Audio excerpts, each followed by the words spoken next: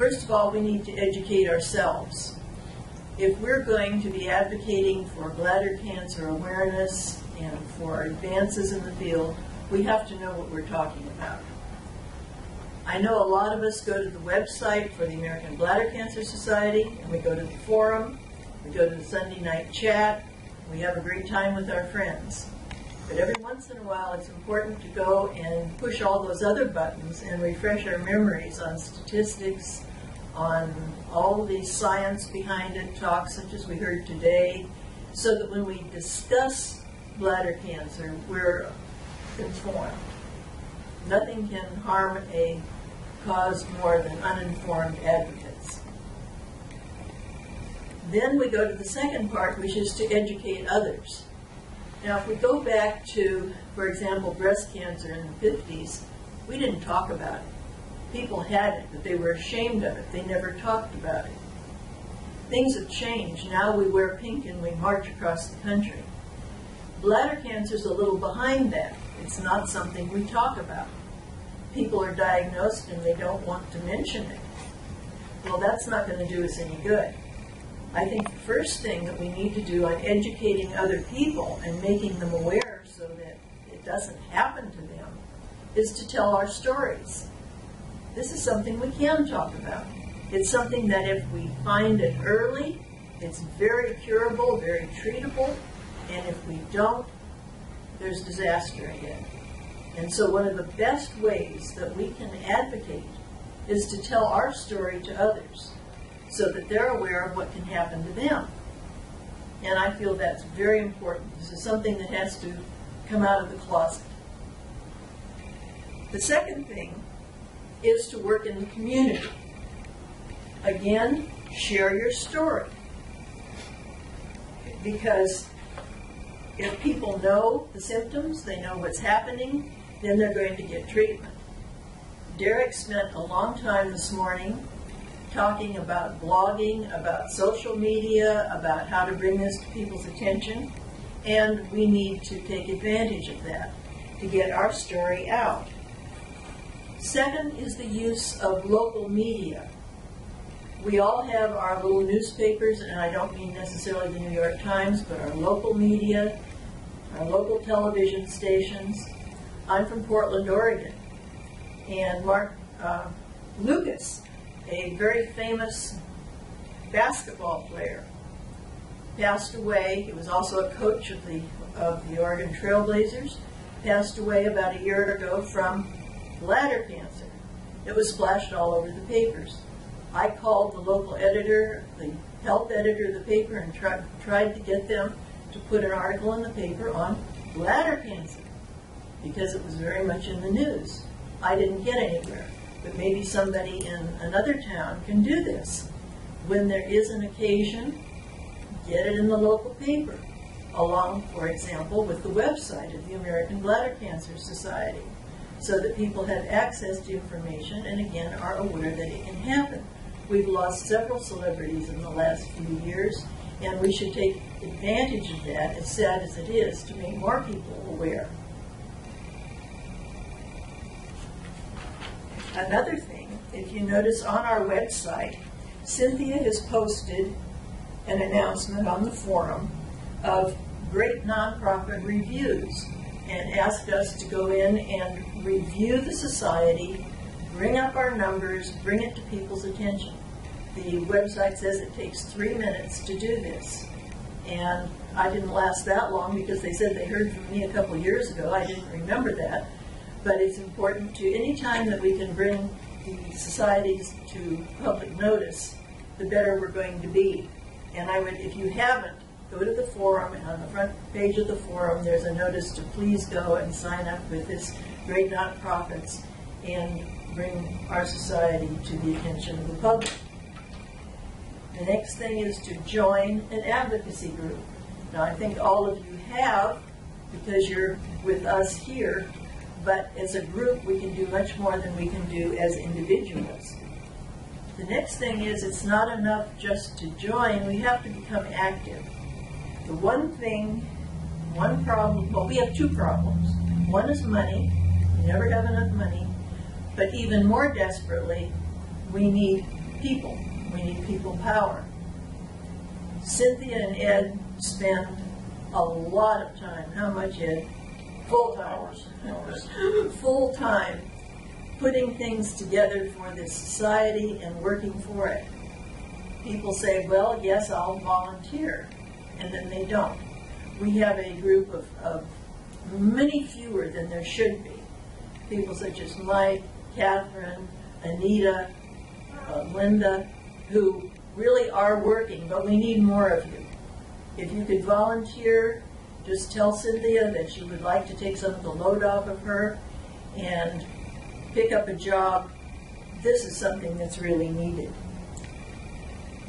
The next thing on my list, whoops, that's all right, I've got it, is to get your urologist involved. Have you talked to your urologist about the American Bladder Cancer Society and what you're doing? Ask him for ideas of things you might do in your local community. Ask if she has ideas that the American Bladder Cancer Society could adopt to bring to the public's attention. And some of us, I think, are working with the society, and we're also working with our urologist, but the ideas, the worlds never meet. And I think that by making the urologist familiar with our website, with our society, and with our goals, we can bring in even more patients, because that doctor might want to recommend the website to a patient who needs information or communality. Okay, the next thing, and you notice I've got it in capital letters, is raising funds. As I said, the first thing we need is volunteer person power, and the next thing we need is funds. It's very difficult to raise funds. How do we do it? The first thing, of course, is to donate ourselves, if we can. Not everybody can do it. If we can't donate ourselves, what can we do? Well, some fundraising ideas, and these have come from people who've actually done it for the American Bladder Cancer Society. One is to have an organization that's looking for a project. A lot of organizations are looking for charitable projects, and they change from year to year. Is to have a local organization that you're a member of do something, have a raffle or a sale or something for bladder cancer. The second, members have had neighborhood yard or garage sales, which go to benefit the American Bladder Cancer Society. One, it may bring in some money. Two, it will raise awareness of the condition. And that's something that the next thing is, and Cynthia can speak to this also, is for a business to have an awareness day.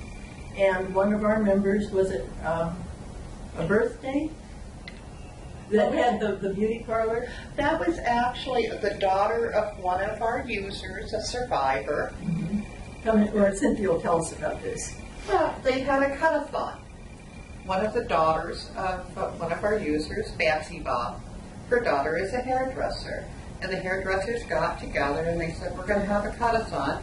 And on this day, we're going to do cuts, and what they do is they either give a portion of the revenue or whatever they decide to do with it. But number one, if you'll let us know and you want to do something like that, we can get you a banner, whatever you need, because once somebody sees it, it raises the awareness of what bladder cancer is.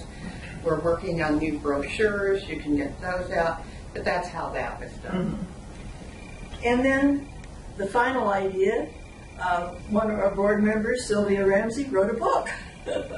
We can all write a book. But Sylvia wrote a book which has been very well received about her life and adventures with bladder cancer, and has been giving all of the profits to the American Bladder Cancer Society.